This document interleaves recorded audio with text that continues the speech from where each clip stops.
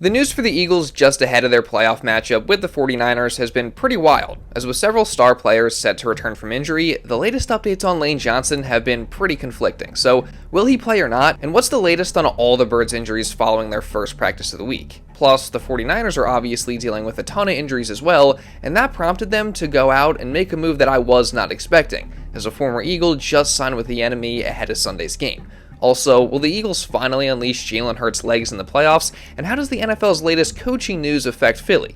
Well, let's talk about that and all the other latest news starting right now. With wildcard weekend right around the corner, not only are things really heating up for the Eagles ahead of their matchup with the 49ers, but also things are really starting to heat up around the NFL right now, as this is the time of year where, again, not only are the playoffs going on, but also a bunch of other teams have officially begun their offseason, and the coaching carousel has officially begun, as a lot of teams have already fired their head coaches, and I gotta say, this is probably one of the crazier years we've had in a while. And obviously, the most shocking news came out of Baltimore on Tuesday, as they fired their head coach John Harbaugh after 18 seasons, 12 playoff appearances, and over 300 games. And again, this did come as a bit of a surprise, at least from an outsider's perspective, being an Eagles fan, even with the Ravens missing the playoffs. I mean, I did feel like his leash was definitely getting shorter, but I definitely wasn't expecting him to get fired this offseason. But, now Harbaugh becomes one of the most sought-after head coaching candidates on the open market, including for a team like the New York Giants, as Adam Schefter reported that Harbaugh is expected to become one of the favorites for the Birds' division rivals' vacant position. So, if that were to happen, it would definitely be very interesting. And it would no doubt affect the Eagles to have a coach like Harbaugh in their division. But, we'll see. Again, multiple teams are going to have interest in him. Same way there are going to be a ton of teams after Kevin Stefanski, as the Browns fired him after 6 years as their head coach, but he's still viewed very highly around the league, and teams like the Falcons, Giants, and Titans are among those set to speak with him about their vacant head coaching job. So, not exactly the greatest look for Cleveland, that the guy they just let go after a couple losing seasons is probably going to get a job elsewhere. But of course, there's also a chance that he doesn't, and in that scenario, he could actually make a lot of sense for the Birds' OC job next season, as Stefanski has a ton of play calling experience, as well as all the experience that he had being a head coach, so no doubt he would be a huge upgrade over Kevin Patullo.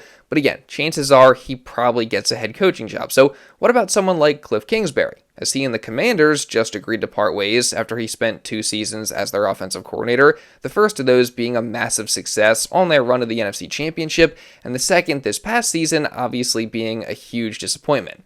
And yeah, the Commanders' offense wasn't very good this year, as they ranked 22nd in yards, 24th in passing, and 24th in scoring. But honestly, from the outside looking in, can you really blame Kingsbury for that? Jaden Daniels was hurt for the majority of the year, plus they dealt with a ton of other injuries as well, so no surprise they weren't very good, not to mention that they still at least managed to have the 4th best rushing attack in the league, and when everyone was healthy the year prior, obviously, things were great. So it'd be interesting to see what Kingsbury could do with this Eagles offense and all that talent.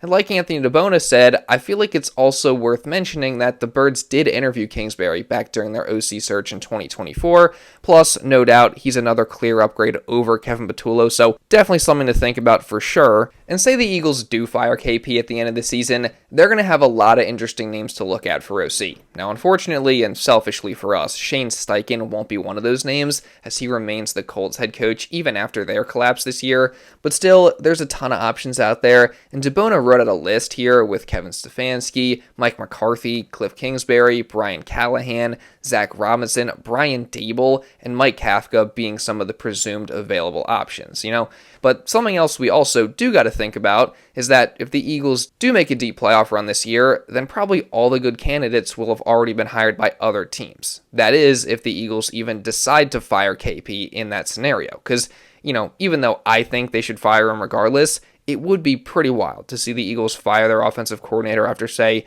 winning the Super Bowl. But you know what? At the end of the day, all that stuff is way off in the future, and right now we just got to focus on this playoff game and hope that KP can get things right for this postseason. One guy that never managed to get things right, though, is Jonathan Gannon, as I'm sure you've all seen by now, but the former Eagles DC was fired by the Arizona Cardinals after 3 years as their head coach, finishing with some horrible numbers and one of the worst head coach win percentages in NFL history. Which, no disrespect, but for Eagles fans, I don't think we're all that surprised. Who drove over here?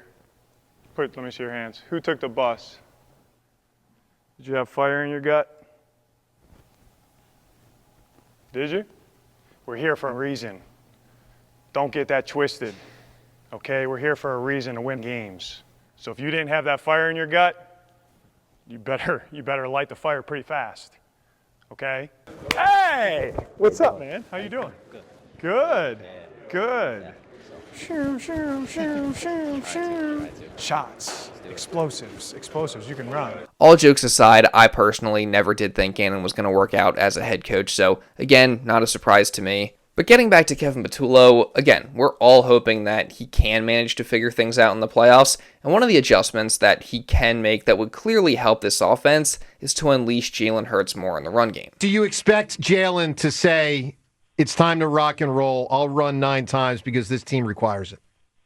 I do. Yeah, I legitimately do. If you look this season, he's averaging around 6 carries a game, something around there. The first 4 years of his career, it's around 9, if not closer to 10 times a game. And I think that's what it'll be in the postseason. And we've seen it year after year in the postseason. In the Super Bowl, he ran the ball. In the snow game last year, he obviously had some big running plays, including a running touchdown early on in that game to get the offense going. And by the way, Elliot, when you say 6, like 2 of them normally are a kneel down, right? Like that counts. Right, that includes kneel down. So that touch pushes too. Devin does many to that guy. Designed quarterback runs, not the scrambles when he's dropping back, but I really do like those because those are going to get us some first downs and move the sticks. But the designed power, the designed draw, those plays need to come out. And I think what you're saying, Elliot, is you expect more of those, correct?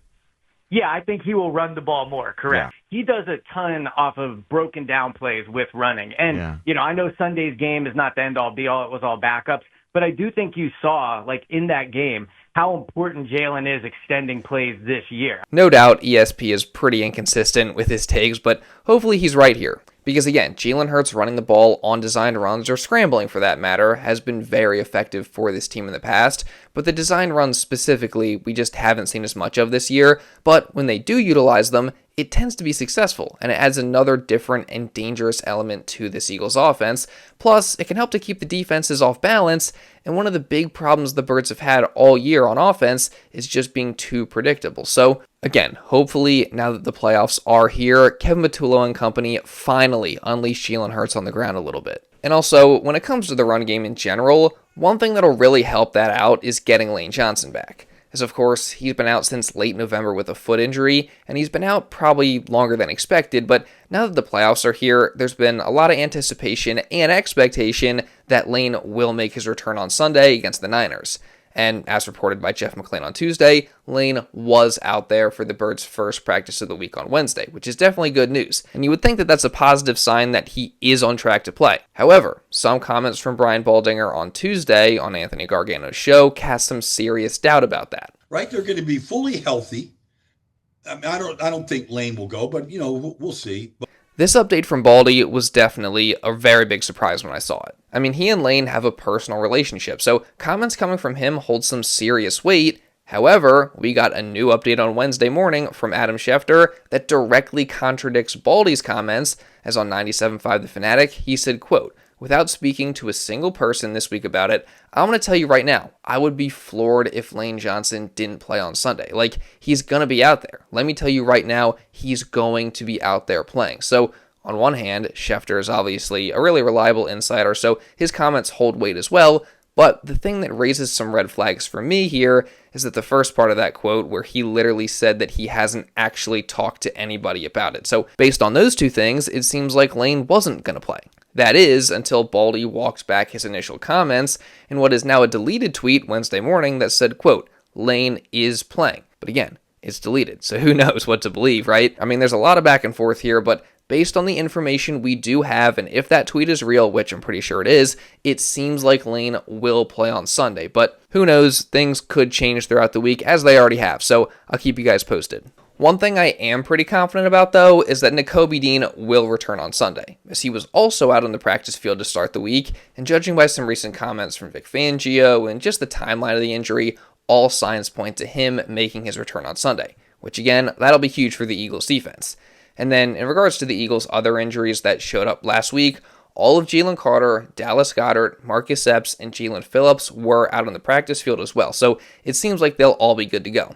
Meanwhile, for the 49ers, they're obviously dealing with a ton of injuries of their own, as I talked about in my last video. On offense, you obviously got Brock Purdy. He was out there at practice today, and, he's expected to play, so no worries about him. Then you got Ricky Pearsall and Trent Williams. They both were out there, so that's definitely a good sign that they will play on Sunday.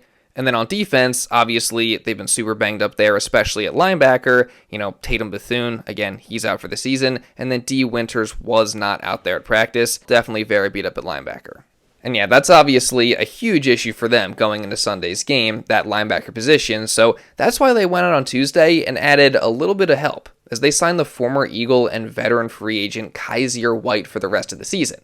And I'm sure you all remember, but White was a good player back in his 1 year in Philly, putting up over 100 tackles, and he followed that up with a 2-year stint in Arizona, where he put up over 200 combined tackles. However, he also did have his struggles in coverage, and this year has not been very good to him, as he spent much of the season with Tennessee, but played in only one game for them before they released him in December, and he's also been dealing with a lingering hamstring injury throughout the year. So, now he's healthy, but I don't really expect White to come in right away and play at a super high level. I mean, there's a reason he was a free agent, and I feel like him and the other Niners linebacker, Eric Kendricks, are very similar in the sense that they've both been productive players in the past, but now they're older veterans, and this year just has really been rough for both of them. But, White made it clear that he's ready to roll with San Francisco. So, we'll see how much he helps them this weekend, or if he even plays a major role at all. Either way, though, the Niners definitely have a huge question mark at the linebacker position. And all that said, I'll continue to cover everything that happens for the Eagles and for the Niners in the lead up to this wildcard matchup. So if you don't want to miss anything, make sure you subscribe and you turn on notifications. And also drop a like down below to show some support, because it really does help me out a ton. Let's see if we can get to at least 500 likes today. And also hit the hype button, because that really does help me out a ton as well. And leave a comment just regarding anything I talked about in this video, or just say what's up, because that's cool too. And if you do want to watch another Eagles video going over some other news, you can check this out right here.